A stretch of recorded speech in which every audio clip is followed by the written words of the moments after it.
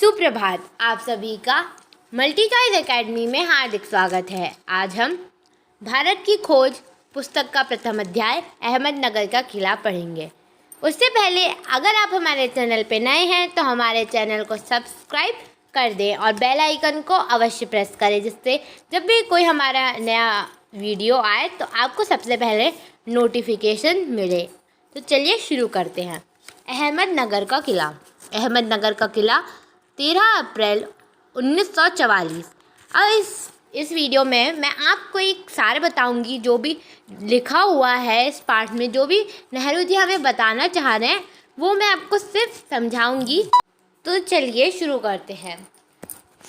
यह मेरी 9वीं जेल यात्रा थी। यह नेहरू जी की 9वीं जेल यात्रा थी और उनको अहमदनगर के किले में आए हुए 20 महीने से अधिक हो गए थे। इसका अर्थ है कि उनको 1 साल से कुछ अधिक महीने हो चुके थे उधर आए हुए।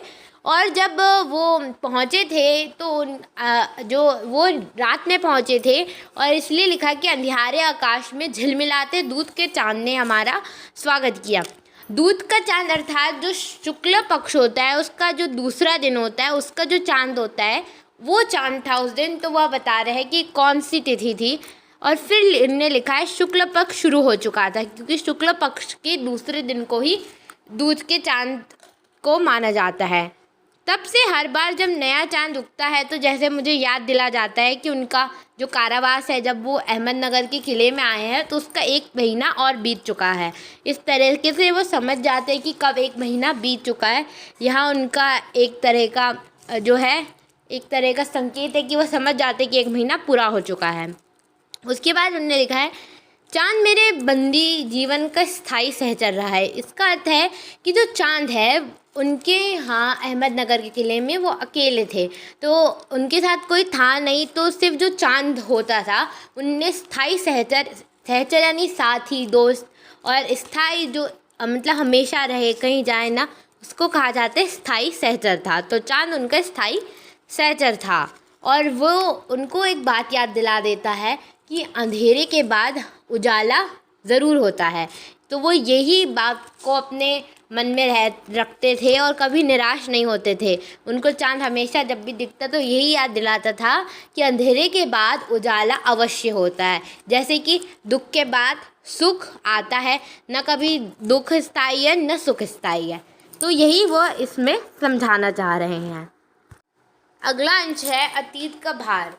इधर भी जो नेहरू जी थे उनने बागवानी करना शुरू कर दिया। वो दूसरे जो जहाँ बंदी बनते थे, जहाँ जेल जाते थे, उधर भी वो बागवानी किया करते थे। वो अपने समय का हमेशा से सदुपयोग किया करते थे।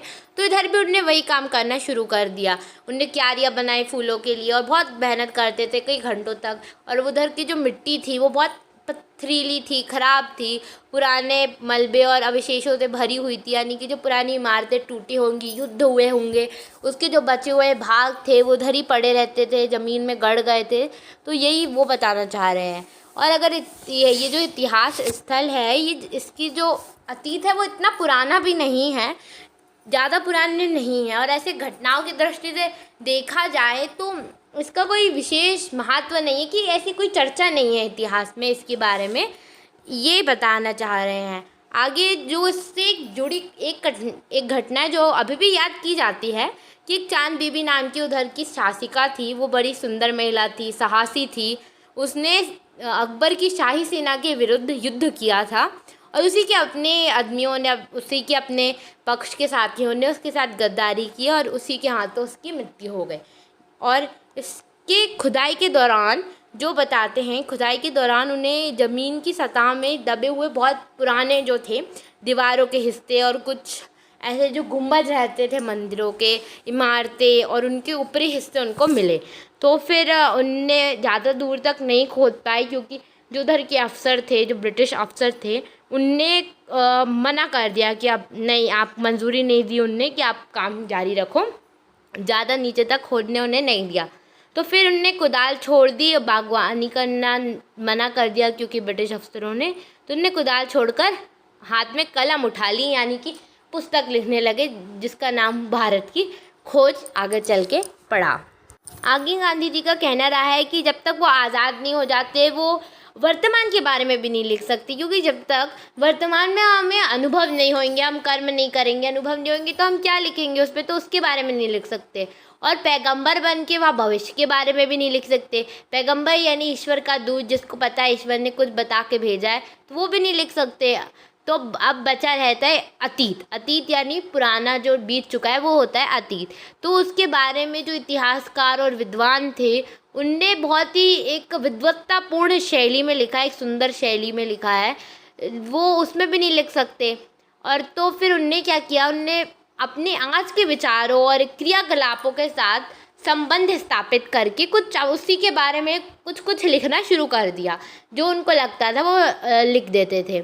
एक बार गेटे ने भी कहा था कि अगर इस तरह का जो अतीत लेखन लिखा जाए, लेखन किया जाए, तो उससे अतीत के जो भारी बोझ है एक सीमा तक उससे राहत मिल जाती है। तो यही गेटे का कहना भी था। गेटे एक इतिहासकार हुए और उनका ही यह कहना था। अगले अंश की ओर बढ़ते हैं, अतीत का दबाव।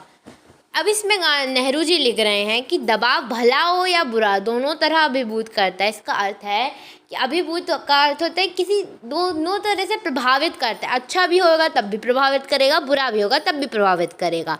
और ये दबाव जो है अतीत का, वो कभी कभी दम घोटू हो जाता है, परेशान करता है। जबकि जिनकी जो मतलब जो लोग होते हैं, जिनकी जो मेन जड़ें, जैसे पेड़ की जड़ें होती है वही मेन होती हैं, तो इसी तरह जो जड़ें होती हैं वो पुरानी सभ्यताओं में होती है। जैसे मसलन भारत में, चीन की जो पुरानी सभ्यताएं थी उनमें।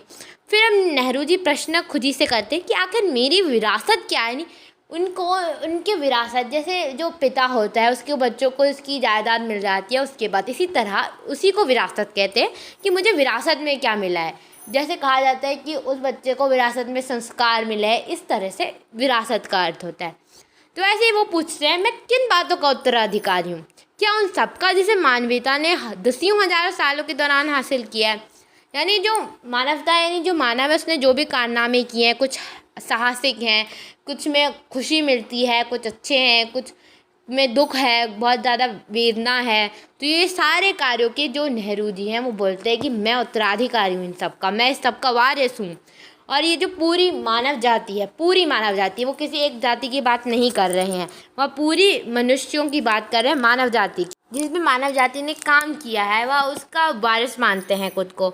और वह एक अनोखी बात भी मानते हैं, या एक ख़ास बात है जो भारतीयों में मिलती है। उनकी विरासत में क्या है, वो भारतीय हमेशा एक रहने में विश्वास करते हैं, उनकी विरासत यह है। और क्योंकि ये तो हम लोग जानते ही हैं कि ये सब हमारे रक्त, मांस, हड्डियों और सइयों में समाई हुई हैं, क्योंकि ये हमें विरासत में मिलती आ रही हैं। जब से भारतवर्ष है तब से जो भी इधर मनुष्य हुए हैं सबकी विरासत में ये रही है, और अभी भी हमारे हर अंग में, हमारे पूरे शरीर में निवास करती है, रहती है।